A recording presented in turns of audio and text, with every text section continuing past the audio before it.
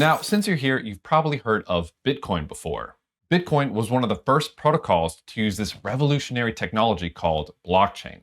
The Bitcoin white paper was created by the pseudo-anonymous Satoshi Nakamoto, and it outlined how Bitcoin could make peer-to-peer transactions in a decentralized network. This network was powered by cryptography and decentrality, and it allowed people to engage in censorship-resistant finance in a decentralized manner. Due to its features, which we'll talk about in a little bit, people took to this as a superior digital store of value, a better store of value over something like gold, for example. And that's why you'll also hear people commonly refer to it as a digital gold. Similar to gold, there's a scarce amount or a set amount of Bitcoin available on the planet, only so much that you can buy and sell. You can read more about the original vision in the white paper. We have a link to the white paper in the GitHub repo associated with this course. Now, this was an insane breakthrough. And in a little bit, we're going to learn exactly how this is all possible and how this actually works under the hood. Some people, though, saw this technology and wanted to take it a little bit farther and do even more with this blockchain technology. And a few years later, a man named Vitalik Buterin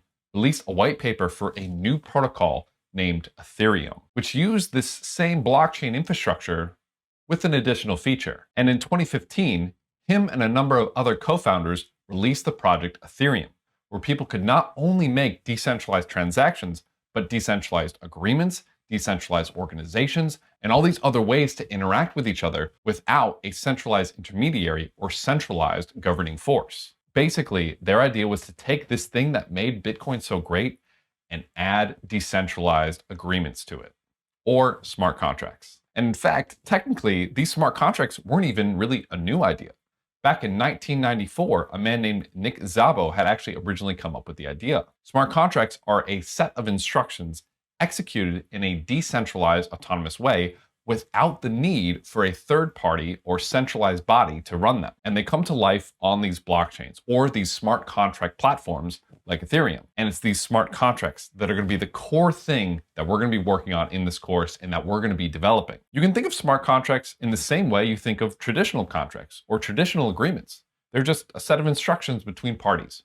Except instead of written on pen and paper or typed up in Microsoft Word, they are written in code and embodied on these decentralized blockchain platforms. And that's also where they're executed, instead of being executed by the 2 parties or 3 parties or however many parties that are involved. This removes this centralized issue that we'll talk about more in a bit. This is one of the main differentiators between the Ethereum protocol and the Bitcoin protocol. It's these smart contracts. Now, technically, Bitcoin does have smart contracts, but they're intentionally Turing incomplete, which means they don't have all the functionality that a programming language would give them. This was an intentional move by Bitcoin developers. Bitcoin developers viewed Bitcoin as a store of value, versus Ethereum developers viewed Ethereum as both a store of value and a utility to facilitate these decentralized agreements. Now, these smart contracts on blockchains alone are absolutely incredible. However, they do come with a huge issue. If we want these digital agreements to replace the agreements in our everyday lives, they probably are going to need data from the real world. Blockchains by themselves actually can't interact with and can't read or listen to data from the real world. This is what's known as the Oracle problem. These blockchains are deterministic systems, and they're deterministic on purpose.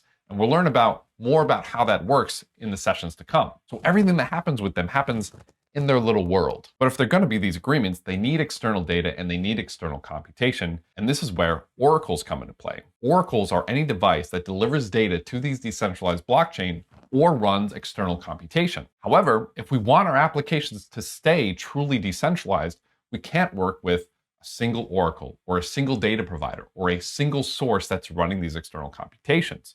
So we need a decentralized Oracle network similar to our decentralized blockchain network. Your on-chain logic will be decentralized, but you also need your off-chain data and computation to be decentralized. Combining this on-chain decentralized logic with this off-chain decentralized data and decentralized computation gives rise to something called hybrid smart contracts. And most of the biggest protocols that we interact with today are some type of hybrid smart contract, or interact with hybrid smart contracts to some extent. This is where the protocol Chainlink comes into play. It is a modular, decentralized Oracle network that can both bring external data and external computation into our smart contracts to make sure they're decentralized end-to-end while giving them the feature richness that we need for our agreements. Chainlink allows for us to get data, do upkeeps, get random numbers, or really customize our smart contracts in any meaningful way. Now, throughout the course, we're going to use the terminology smart contract. However, whenever we say smart contract, we're often using it a little interchangeably with hybrid smart contracts. But just know that when we say hybrid smart contract, we're talking specifically about smart contracts that have some type of off-chain component. Now, since Ethereum's release, a number of different blockchains or smart contract platforms have come to light, such as Avalanche, Polygon, Phantom, Harmony, and more. For the majority of this course, we're going to be assuming that we're going to be deploying to the Ethereum network. However, everything that we learn here is going to be applicable to the vast majority of the blockchains out there, like Polygon, Avalanche, Phantom, Harmony, etc. And understanding everything from Ethereum fundamentals will give you the skills that you need to switch chains very easily with literally one line of code. So don't worry about learning a specific tool or with a specific chain because most of them work together seamlessly. Now, there are a couple of smart contract platforms that don't use Solidity, but still learning the fundamentals here will make you much better at those as well. And Ethereum by far has the most value locked and is the most used blockchain and smart contract platform out there. You'll also hear those two terms used a little bit interchangeably as well. Sometimes I'll say smart contract platform, sometimes I'll say blockchain. They kind of mean the same thing. Obviously, blockchains could mean store of value and smart contract platform, but you get the idea. Similarly, Chainlink is the most popular and powerful decentralized Oracle network, is the one that we're going to be focusing on for this course as well. Chainlink is also blockchain agnostic, so it'll work on Ethereum, Avalanche, Polygon, Solana, Terra, or really any other blockchain out there. Now, throughout this course, you'll hear the term DApp, or decentralized protocol, or smart contract protocol, or decentralized application, and they all kind of mean the same thing. A decentralized application is usually the combination of many smart contracts. And when we get into Solidity, you'll see what a singular smart contract really looks like. And like I said, learning all these core fundamentals will make you a better Solidity and a better smart contract developer. You'll also hear the term Web3 a lot in this video and in the industry. Web3 is the idea that blockchains and smart contracts are the next iteration of the web. Web 1 being this permissionless open source world with static content. Web 2 being the permissioned web with dynamic content, but all the agreements and logic runs off of centralized servers where they control your information. And then Web 3 comes back to the permissionless web, but once again with dynamic content. And instead of centralized servers running your logic, decentralized networks run the logic, creating these censorship-resistant agreements that these smart contracts enable. It is also generally accompanied by the idea that the users own the protocols that they work with, and it's an ownership economy. You'll see what I mean later in this course. Now, we've talked a lot about the history and about the high level of these protocols and of these smart contracts and what they can do. But what do these smart contracts really mean? What is it when I say trust minimized agreements or unbreakable promises?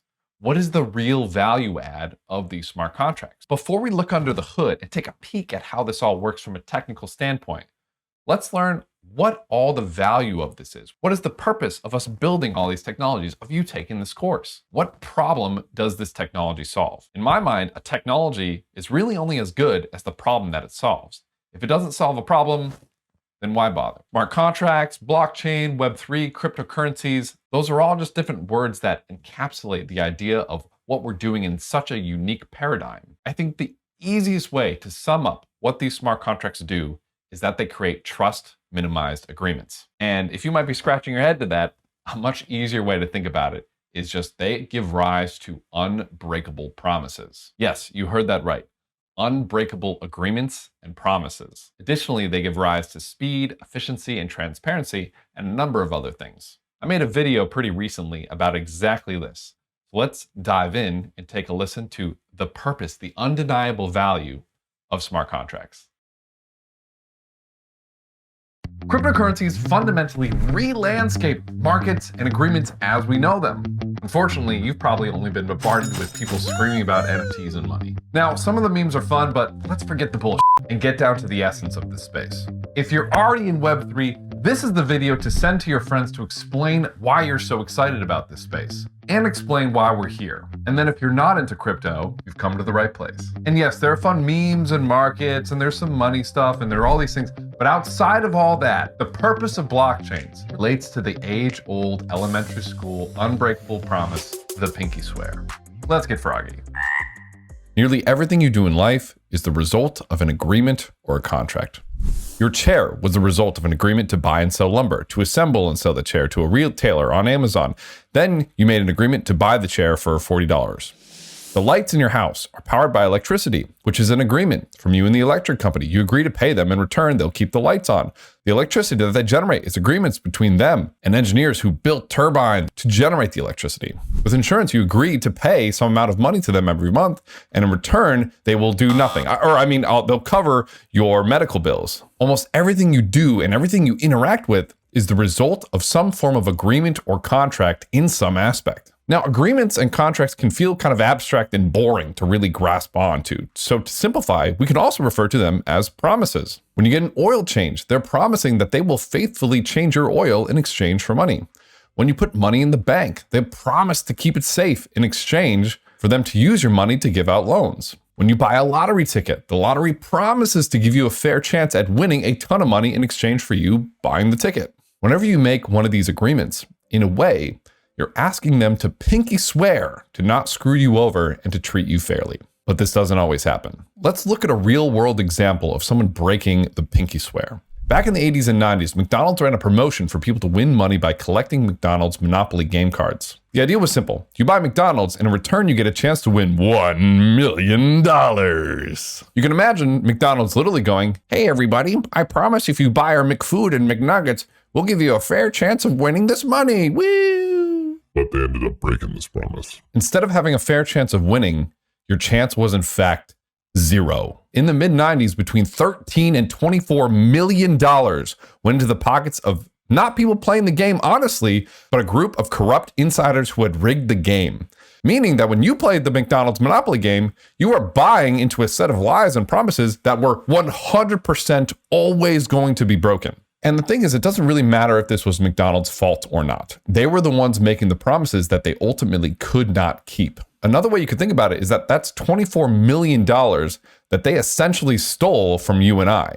Now, if this system was deployed on a blockchain with something called a smart contract, it would have been impossible to defraud this $24 million due to smart contracts being immutable, decentralized, and transparent. But I'll get back to that in a minute. In all the agreements and contracts we make, imagine making a pinky swear with a 10-year-old and imagining how that agreement would hold up. "Hey buddy, could you please keep my money safe? You can play with it if you like, but just please have it when I come back." Immediately, you might get that worrying feeling in your chest. Something might go wrong. This 10-year-old might lose your money. You might be thinking, how could I trust them? Will they break their promise? And this feeling of, I can't breathe because of untrustworthy situations happens to us all the time. Can I trust this used car salesperson to give me a good car? Can I trust this tag that says machine washable, or will it make my shirt shrink? Will my insurance provider break their promise of covering my medical bills when I get hit by a bus? When Patrick promises he'll go on a hike with me, will he actually? Yes, Becca, I actually will. The issue with our current agreements and contracts is we have to trust the people who are making them to do the right thing. However, often, they're actually incentivized to not do the right thing. Insurance doesn't want to pay out money. Sometimes salespeople just want to get the shit off their shelves. And with my girlfriend, I promised to go on a hike, but I hate hikes. Where else has this happened? Now you might be thinking, okay, Patrick, this seems cool, but like, where has this actually affected me? Well, the McDonald's lottery that we just spoke about above. During the Great Depression, with the run of the banks promised to keep our money safe, and that when we went back to go get it, they would actually have the money there. And well and behold, there were times that they didn't have the money there. Just last year, Robinhood painted this amazing picture. Come use our application. We will give you access to the markets. We promise we will give you, a retail investor, a fair chance of interacting with the world of finance.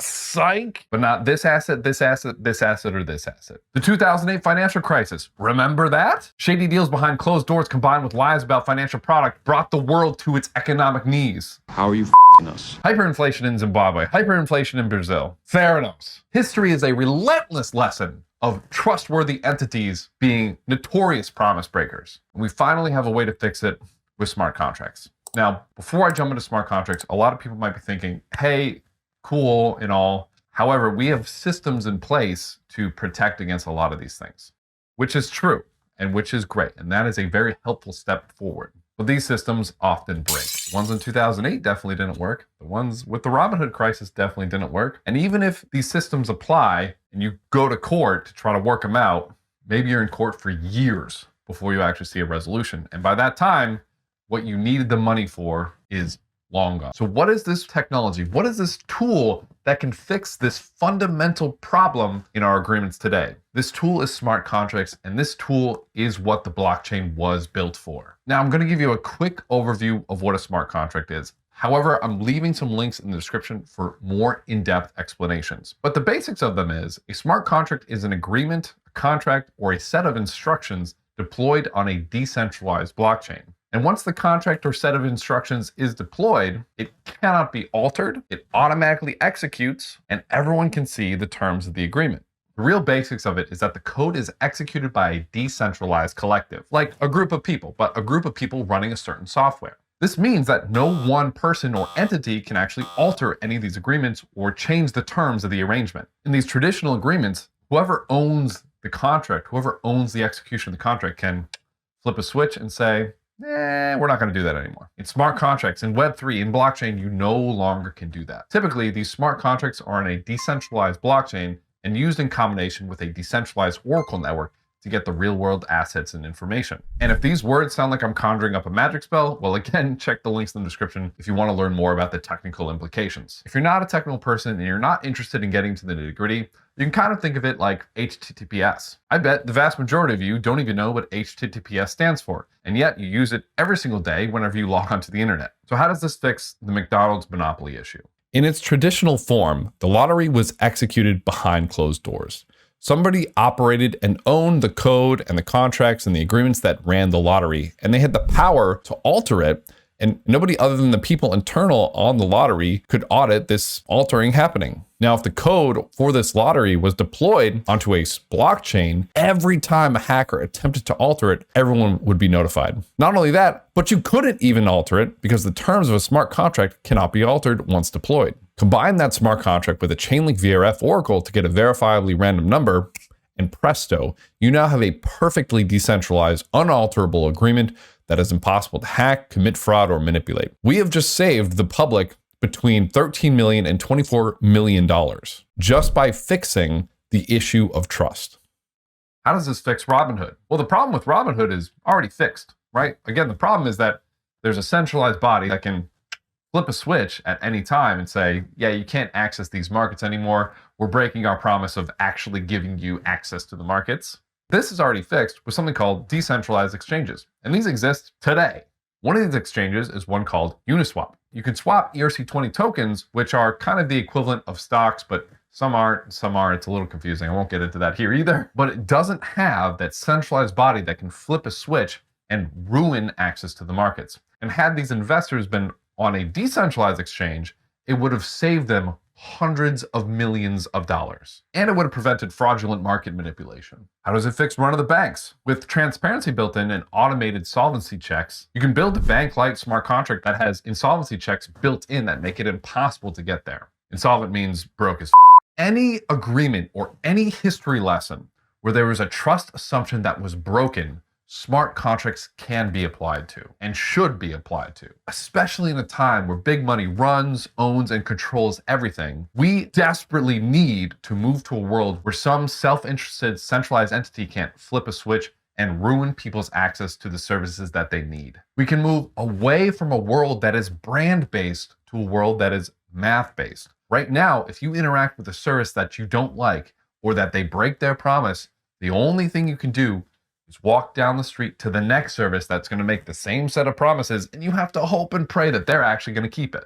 We can move from that to a world where we can just look at the math and say, oh, okay, 1 + 1 = 2. This is what this agreement is going to do for me every single time, guaranteed. Because it's a decentralized autonomous agent, has no incentive to be evil, and everything is transparent and out in the open. If I'm a big company, and if it was better for me for 1 + 1 = 3, maybe I would go behind some closed doors and fudge some numbers and come back out and be like, hey, 1 + 1 = 3. But with smart contracts, that's impossible. Doing the right thing is infrastructural. Now, given the choice between two agreements, one where you have to trust a single centralized entity that they're going to do the right thing for you, versus a decentralized, untamperable collective, which one are you going to choose? I'm picking the one that can't screw me over every single time for every agreement I can apply it to. Now, this technology is relatively new, but we have already seen it re-landscape entire markets and continue to do so. The traditional financial world is already getting its lunch eaten by DeFi, or decentralized finance. There's already over $200 billion of people's money in these protocols to help have a more fair, more accountable, more transparent financial system. This DeFi movement is one of the main reasons I got into this space, because we desperately need to move away from where we are right now and end people's chances for wealth being sucked up by some group that's bending the rules in their favor. And smart contracts are our ticket to that better world. More and more industries are also coming over to smart contracts and blockchain because of all the innovations and because of all the advantages that it has. As we grow and as we get better, we get closer to this vision of having this concept fulfilled. Trust minimized agreements. These smart contracts are minimizing the trust that we need to give other people in order for these agreements to be executed. If trust minimized agreements is too confusing for you, just say unbreakable promises. Now, I gotta be honest with you guys. Blockchains and smart contracts and cryptocurrencies can actually do more than just trust minimized agreements. What? They have security benefits, uptime benefits, execution speed benefits, and a whole lot more. But it's a lot easier to just learn about one and learn the other ones later, right? It's kind of like sprinkles on top. So this is why we are here. This is why we're building this future. And this is why we are so excited about it.